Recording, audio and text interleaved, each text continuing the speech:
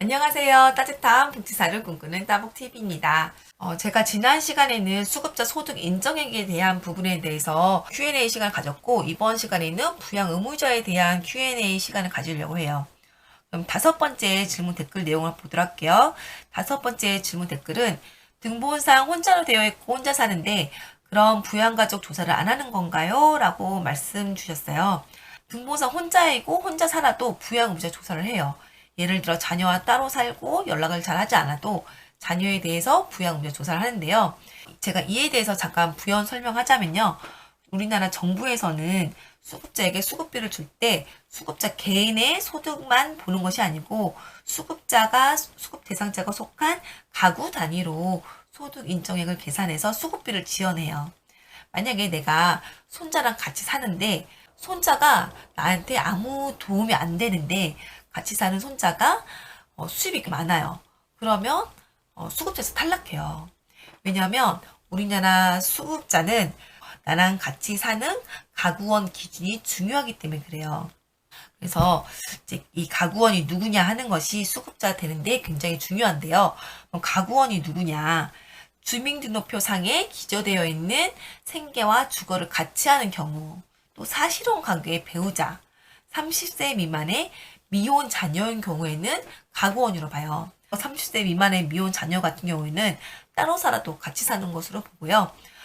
가구원에서 이제 제외되는 경우에는 군대 간 아들이 해당이 돼요. 또 행방불명이 됐거나 가출한 경우에요. 그래서 이런 경우는 경찰에 가출을 신고한 후에 한 달 이상 됐을 때 인정이 되고 있고요. 또 외국에 3개월 이상 체류하고 있는 경우에는 가구원에서 제외가 돼요. 그런데 또 같이 살아도 따로 사는 것으로 보는 별도 가구라는 게 있어요. 제가 몇 가지 상황을 좀 적어놨는데요. 결혼한 자녀 집에서 사는 부모님, 부모와 같이 사는 근로 무능력자 자녀 가구, 또 부모와 사는 30세 이상의 배우자 없는 중증 장애인, 만 18세에서 만 34세에 취업이나 창업을 한 자녀, 또 결혼한 형제 자매 집에서 사는 경우, 또 조부모와 사는 손자녀의 경우에는 같이 살아도 따로 사는 것으로 보고 있어요. 제가 여기서 괄호 4번에 대한 내용은 자립지원 별도 가구라고 해서 예전에 남겨놓은 영상이 있거든요. 그걸 참고해 보시면 될 것 같고요. 5번, 6번 좀 주의하셔야 돼요. 이 경우에는 따로 살면은 수급비가 많은데 같이 살면 수급자가 차감이 되거나 수급자 탈락이 될 수가 있어요. 이분들과 따로 살면은 이분들은 부양 의무자가 아니어서 이분들의 소득을 전혀 보지 않거든요. 왜냐하면 우리나라 부양 의무자는 아버지, 어머니, 아들, 딸과 같이 일촌 직계만 해당이 되기 때문이에요. 그래서 같이 살 때 만약에 내가 수급자다 하면은 이러한 점들을 좀 고려해서 좀 정하셔야 할 것 같아요.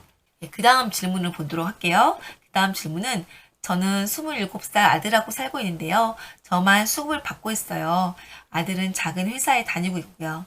지금은 아들은 자립기간이라고 해서 저만 수급을 받고 있어요. 그런데 아들의 소득이 얼마나 벌면 제가 수급이 탈락할까요? 라고 말씀 주셨어요. 제가 예전에 자립지원 별도 가구에 대해서 말씀드린 적이 있었는데요. 고등학교나 대학교 졸업 후에 취업한 자녀가 자립하기 위해서 돈을 모을 수 있도록 일정 기간 자녀와 따로 산다고 보는 게 자립지원 별도 가구예요. 이때 자녀는 같이 살지만 가구원이 아니라 부양 의무자가 되는 거죠. 지금 이분 같은 경우에는 아드님과 두 분이 살고 있는 거잖아요.